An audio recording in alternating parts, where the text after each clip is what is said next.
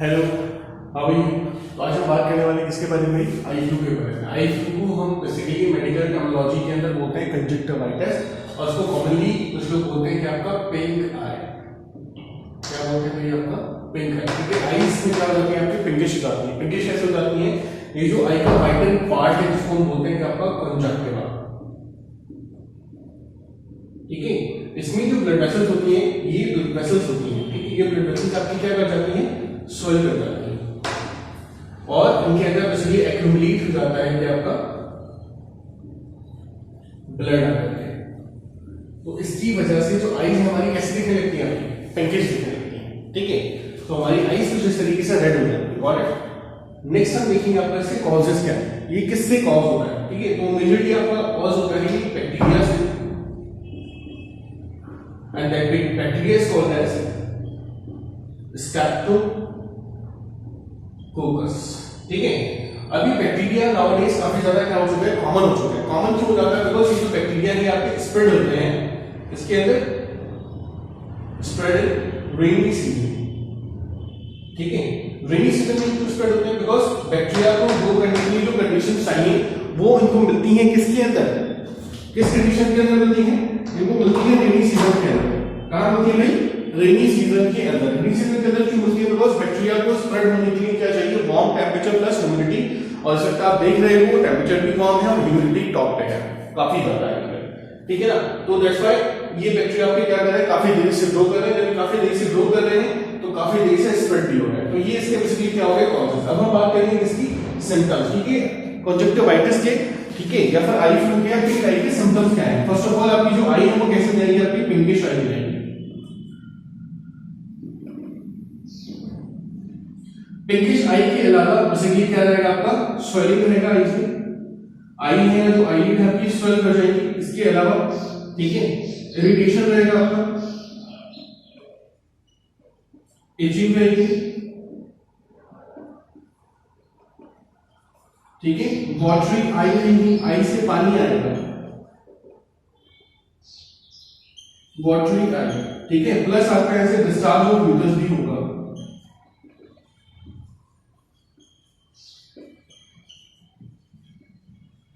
Yellow colour का semi solid kind of liquid आपका ऐसे क्या हो सकता है, या फिर काइंड ऑफ हम कह सकते हैं डिस्चार्ज आपका निकलता है। इसके अलावा बेसिकली कुछ लोगों को क्या होता है? आपके जो आईज है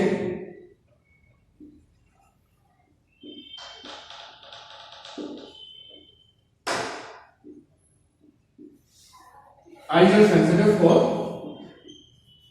व्हाट? For light. यानी कि लाइट से क्या होने लगेगा? आपको सेंसिटिविटी होने लगेगी। अगर लाइट के कांटेक्ट आप ज्यादा जाएंगे तो आपकी आईज के अंदर जो इरिटेशन है ये बढ़ जाएगा। ठीक है, ये भी इसका क्या है? आपका सिम्टम्स। तो ये सारे इसके सिम्टम्स। अब इसको हम कैसे प्रिवेंट कर सकते हैं? इसको हम कैसे प्रिवेंट कर सकते हैं? प्रिवेंशन के बारे में लोग बात कर रहे हैं। इसको प्रिवेंट करने का सबसे आसान तरीका ये है कि सिंपली आप उस इंडिविजुअल के कांटेक्ट में ना जाएं जो बेसिकली क्या है? आपका सफर कर रहा है जिससे आपका आई फ्लू से। फॉर एग्जांपल आप उस इंडिविजुअल के पास चलेंगे जो आपका क्या कर रहा है? आपका सफर कर रहा है किससे? कंजक्टिवाइटिस से। तो अगर वो सफर कर रहा है और उसने अपनी आईज पे अपना हाथ लगाया है तो वहां का जो म्यूकस है, वाटर उसके आईज पे आएगा, आईज से उसके हाथ पे आएगा, हाथ आपने जाके उससे हैंडशेक कर लिया या आपको एनी हाउ बेसिकली बैक्टीरिया के कांटेक्ट में आ जाएगा। जैसे ही कांटेक्ट में आएंगे और फौरन आपको भी क्या होने के चांसेस है? आपके आई फ्लू होने के चांसेस है, अगर आपने वो हाथ लेकर के अपनी आईज में लगा लिया तो। और एनी हाउ ये जो आपका हवा बेसिकली क्या हो रहा है? हवा में भी स्प्रेड होगा। वैसे बिकॉज बैक्टीरिया क्या है? माइक्रोस्कोपिक है, तो ये हवा के अंदर भी फ्लोट कर लेते हैं।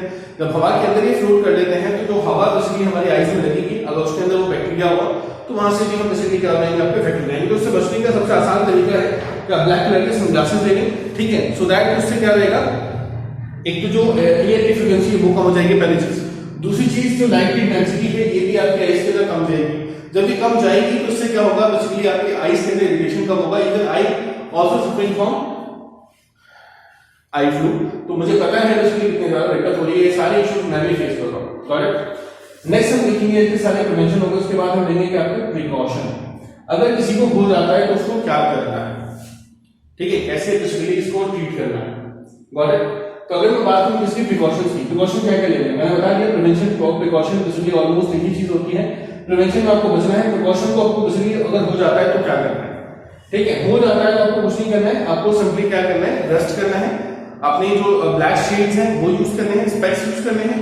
इसके अलावा कम से कम कांटेक्ट में जाना है किसके, एयर के और पॉल्यूटेड एरियाज के। बिकॉज जितना ज्यादा पॉल्यूशन पॉल्यूटेड एरियाज में सनलाइट के कांटेक्ट में जाएंगे उतनी ज्यादा आपको क्या होगा, दिक्कत होगी। ठीक है, इसके बाद आता है क्या आपका ट्रीटमेंट। इसका क्या ट्रीटमेंट है, ठीक है, लोग परेशान हो रहे हैं कि इसको ट्रीट क्या करें, मुझे हो जाए कहीं क्या हो जाएगा ये वो।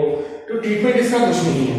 अगर ज्यादा आपको दिक्कत हो रही है तो उस केस में आप क्या कर सकते हैं, उस केस में आप क्या कर सकते हैं, उस केस में आप सिंपली क्या करें, ऑप्थेल्मोलॉजिस्ट को कंसल्ट करें और वो बेसिकली डॉक्टर आपको क्या करेगा, एंटीबायोटिक आपका दे देगा सो दैट कि उसकी फ्रीक्वेंसी कम हो जाएगी।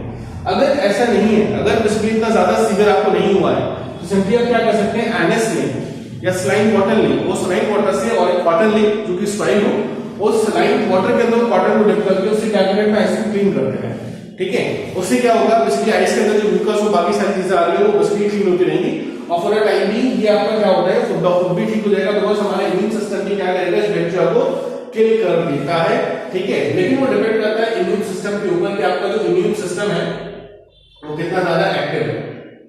ठीक है, अगर आपका किसी का इम्यून सिस्टम वीक है, अगर किसी का इम्यून सिस्टम वीक है तो हो सकता है उसको 2 हफ्ते भी लग जाए, इवन 2 वीक तक। मैंने देखा कि कुछ लोगों को इसलिए आपका सफर हो रहा है, कुछ लोग आपके 2 डेज के अंदर ठीक हो जा रहे हैं। तो it's depend on your immune system. तो अब इम्यून सिस्टम को कैसे एक्टिव करें, बाय टेकिंग प्रोटीन। हमारा जो इम्यून सिस्टम है, ठीक है, वो सिर्फ और सिर्फ वर्क करता है किसके ऊपर, उसको क्या चाहिए, they need only for protein. अगर आप प्रोटीन ले रहे हैं तो आपका इम्यून सिस्टम क्या मिलेगा, हमेशा आपको एक्टिव मिलेगा, एक्टिवली परफॉर्म करेगा और बहुत ही जल्दी क्या करेगा, आपकी जो भी काइंड ऑफ ये डिजीज होती है छोटी मोटी आपकी बेसिकली क्या हो जाती है, कोप हो जाती है, क्योंकि इम्यून सिस्टम को भरपूर जो न्यूट्रिशन चाहिए बैलेंस में वो उसको मिल रहा है। जब वो मिल रहा है तो एक्टिवली वो क्या कर रहा है, परफॉर्म कर रहा है। ठीक है, so that is all about आपका आई फ्लू, कंजक्टिवाइटिस और वी कैन से पिंक आई। ठीक है, अगर किसी को कोई और दिक्कत होती है तो you can concern me, comment कर सकते हैं, पूछ सकते हैं और बेहतर होगा कि ऑप्थेल्मोलॉजिस्ट डॉक्टर से आप कंसर्न करें। ठीक है, so that is the common information, ठीक है, जो आपको पता होनी चाहिए regarding eye flu. Okay, thank you so much, signing off.